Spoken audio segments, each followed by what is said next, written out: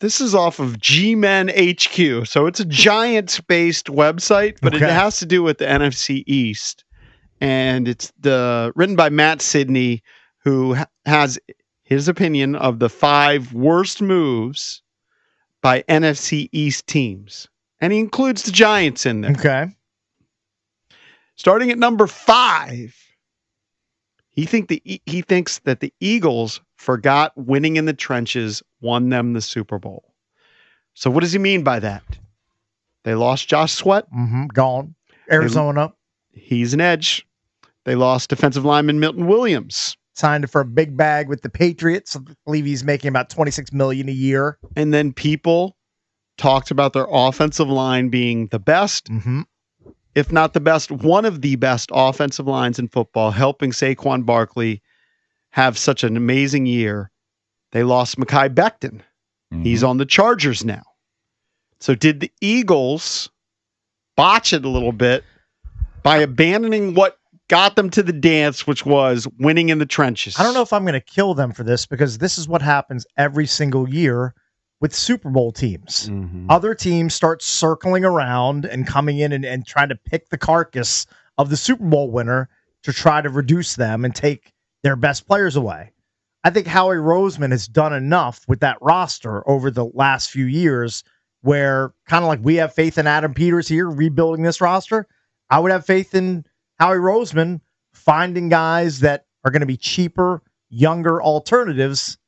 And I don't think the Eagles are going to take that big of a step back. Really? I don't think they are.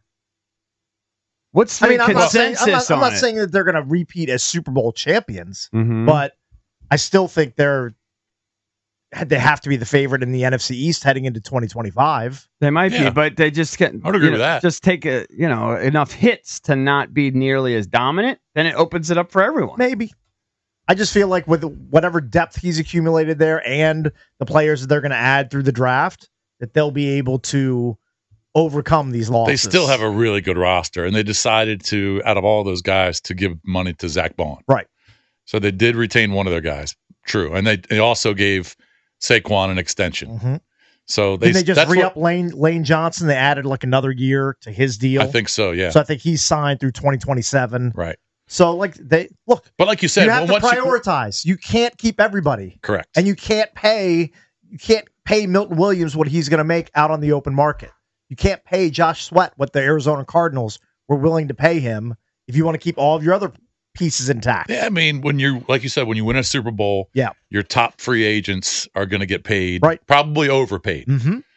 That's what tends to happen. And they decided, all right, out of all those guys, Zach Bond's the key, right? And let's give Saquon an extension because he's also the key. So I don't know. I mean, I don't know if I would put them in one of the 5 worst moves. It's gonna have to wait and see how it plays out. I mean, I think they take a hit. I still think they have a strong team. They got a very strong team. What's the consensus sort of like of all the so-called experts or whatever? Do they think that? I mean, I think they're still the favorite. This they're is just still G-Men HQ. Yes, I think the experts still believe they're an overwhelming favorite. Still, but that maybe some of the teams like Washington are catching up. Right. But they still have the Eagles as the favorite. I feel like all these experts are sleeping on the Lions. Now, I don't know that the Lions have had this amazing offseason, but I mean, they did get smashed by Washington in the playoffs. Well, they upgraded their secondary. They signed DJ Reed. Yeah. Sounded like it was coming down to the Lions and the Commanders. Lions just gave them a better deal. The Eagles are still the favorite in the NFC to get back to the Super Bowl. Right. Despite all those personnel losses. So number 4, these are the worst moves in the NFC East. They have the Cowboys trading for Khair Elam, who they say they gave up a 2025 fifth-round pick and a 2026 seventh-rounder for a cornerback who barely saw the field and ranked, get this, 127th out of 129 cornerbacks in pass breakups. That is a low ranking. Again, this is what happens when you let Jerry Jones run your team. He will give assets for players that generally are looked at around the league as not worth giving up those sort of assets for. Same thing with Jonathan Mingo. I think he parted with a 4th-round pick for him for a guy who washed out in Carolina after just a few years. So, Jerry Jones, continue to run the Cowboys. Please keep doing what you're doing. It's a good thing for the rest of the teams in the division. Is Elam going to start? Is he even going to be a starter? I mean, I assume if you're going to make a trade like that, he would be. Well, remember, they also traded for, during the season, Jonathan Mingo. Mm-hmm. Right. Yeah. I just mentioned that. Yeah. And terrible. Look, I mean, is Elam just going to be a depth guy? Because they still have Bland. They still have Diggs there. I know Diggs is coming off an injury, but. Right. That's what I mean. I mean, I don't know if he's going to be slated as a starter. Possibly. He's young. Sticking with the Cowboys, they have the 3rd worst move. It's really kind of a non-move, but he writes, they have broken Micah Parsons. Said, this isn't about letting DeMarcus Lawrence and Chauncey Golston walk in free agency. It's about Dallas's inaction completely has sent Micah Parsons into a spiral. Well, that's like an online spiral they're referring to, right? Yes. Yeah. He got into the social media spat with Lawrence. He said he's fed up with the Cowboys front office. Oh, he's actually said that? He's actually now pointing fingers? This is the way that this guy's interpreting it. He's interpreting it. He said that he's made it painfully clear he's fed up with the Cowboys front office. Right. Does this mean he'll be disgruntled? And they haven't given him his money yet, right? No, he has not signed a deal yet. I'd give him almost anybody. I would be size for him. Of course you would. I mean, of course, you're Adam Peters. You would trade whatever you could for Micah Parsons, other than Jaden Daniels. Yeah. Course. His number 2 worst move is the Commanders cutting Jonathan Allen to save money, only to sign Javon Kinlaw. That's the one that everyone's scratching. Everyone's irked by that. There must be something to it that we don't understand. I think people just look at his numbers since he's been in the league. He just hasn't put up gaudy numbers, and a lot of that's due to injury. Yeah. And, like the Niners basically just gave up on him. I was surprised at the contract that he got. I was a little surprised by. Yeah. But they're either like spectacularly stupid, which nobody thinks. No. Or they kind of know what they're doing, and maybe they had to overpay a little bit just to secure him. They probably know it's at least a slight overpay. But they know the numbers are over. I mean, there's nothing they don't know. They should know exactly what they're getting. They've got a vibe. They've got a vibe. They've worked with him. They got a tingle. That he's going to come back. It should be better than a tingle. It's better than tingles. Jason. They've worked with him. They know him. I understand. Multiple people on his staff. They know what they're getting. They do. I'm just saying and I'm going to trust Adam Peters and Dan Quinn. I still think he deserves the benefit of the doubt until they swing and miss. Yeah. And you can argue that the Marshawn Lattimore thing is going to be a swing and miss. Well, that so far has been a huge win. They're 0-2 on that one. Like as far as Lattimore or yes, they're at the batter's box. Boom, strike 1. Boom, strike 2. Like they're choking down now. They're hoping to eke out a single. Like I just said about the Kinlaw, they've got a vibe that Lattimore's going to be back to where he was. That's why they made such a significant trade. Or they're just being stubborn, and they know they gave up a lot, and they're just hoping against hope. That would be my argument. Did you see what Kinlaw said when he was talking about joining the Washington Commanders? I remember reading some comments. He says he's going to try and lose weight. Yes. Feels like he was heavy. Which also makes you wonder. That goes back to, now that they signed someone that admits he was out of shape. That's what they're doing. And Debo, same thing. The rationale was that they were going to move him potentially maybe to their elephant end position. What's going on with that Niners cafeteria? Just loading dudes up with guys are taking the elephant end, though, but the elephant end is bigger than an edge who might be 250. So he's 320, 330, whatever he is. Let's say he wants to lose 10 pounds.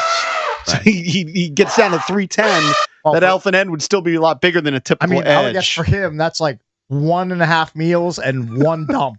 That's 10 pounds for Javon Kinlaw. Right. It's 116.8 intermittent fasting. Yeah, deal. He's good. Yeah. Speaking of which, so we're gonna get a dog in the fall, and yesterday one of my neighbors. You sure about that? Why don't you just go goldfish? One of my neighbors was walking his dog. Yeah, and it's right after soccer practice wraps up, and we had driven there. It's only a couple blocks from my house, and Isabella loves petting the dog and everything. I was like, do you mind if she walks back home with you? 'Cause she's a couple of houses away, and I'll drive back with all my equipment and stuff. And when I get back, my neighbor goes, had a really great conversation with your daughter. She told me the kind of dog she wants, how she doesn't want a dog that has big poops. Okay. I mean, you're just going to be cleaning up big poops if you have a big dog. It makes sense. It's kind of a thing. He learned a lot. All right. Your number one worst move. And again, this is from G-Men HQ. Ooh. It's got to be the Giants. It's the Giants not figuring out the quarterback situation. Well, it says they've hitched their wagons to Aaron Rodgers. Isn't that a little unfair because they're picking so high that they could solve their quarterback problems by selecting a quarterback? Correct. Right? I guess, but didn't they apparently talk to or maybe offer Aaron Rodgers money? So they're in the Aaron Rodgers hunt. I think there are 3 teams in the Aaron Rodgers hunt. They're a quarterback thirsty team, like a lot of other teams in the league. But again, I think if Rodgers had signed with the Giants, I think they would have just drafted a guy at 3 and let him sit for a year behind Aaron Rodgers. Maybe. Or they draft Travis Hunter. That's true. And help their receiver room with Malik Neighbors, help their corner room. Is Tommy DeVito currently the only quarterback under contract on their roster? Yes, sir. Yeah, so I think he's it. Right. They're obviously going to do something. Yeah, of course. They're not going to start Tommy DeVito in week 1. Well, if they started him and he was their plan for week 1 through 17, no one's going to go to those games. It's the biggest tank job in the history of sports. Yeah. I read that the Patriots seem to think differently of Travis Hunter than most. Most expect Travis Hunter to be primarily a corner, receiver, secondary. Patriots see him primarily receiver, corner, secondary. They want Drake May to have a stud, and they think he's a stud wide receiver. Well, he is. I mean, he's a stud player. My argument is whatever position, it's harder to find corners, but I don't know. Is it? We say that. Elite. Maybe they feel like they've got a couple good ones already, and they need more help on the offensive side. Right. Where is Hunter? Where is he projected right now? 3rd or 4th? 3rd or 4th. Yeah, I'm going to say top 5. Right. Kind of depending on what team it is. Right. What receivers have the Patriots? Did they sign anybody in free agency? I'd have to double check. They signed a bunch of guys, but they didn't sign a top flight receiver. They signed Mac Hollins. Again, they didn't sign a top flight receiver. He's like a 3rd or 4th wideout at best. I think on most teams. Yeah, so that you could obviously slot him in there, and he'd be their number 1 guy. Their wide receiver room right now is DeMario Douglas, Kayshawn, is it Booty? Okay. Hollins, Jalen Polk. Like they could add another receiver or 2 to that mix. Yeah, Travis Hunter would be. He would fit right in. Them. Yeah. Yep. And Mike Vrabel's a guy who played both ways. He just caught a bunch of touchdowns, right, as a tight end. Sure. Primarily a linebacker. Yeah. I can definitely see him going for a guy that can play both ways. Because the Patriots have one of the best corners already because they've got Gonzalez. And they went out and signed a guy. Carlton Davis. They added him to the mix. They signed Carlton Davis from Detroit. I don't know how good he is, but currently he's probably their starter. So maybe they feel like they're fine at corner and they need more help on the offensive side. Definitely. We'll see. All right, so that was kind of the top 5 worst free agency moves, and the Kinlaw deal seems to come up a lot for all these analysts. Rooting for that one to that one needs to work out. That one needs to hit. That one needs to hit almost more than some of the others. I like they signed another tackle, right? It looks like somebody maybe fill in for Cornelius Lucas. He was with the Chargers. I guess he originally signed as a free agent with the Ravens, I think. They let him go. Foster Sorrell. Yeah.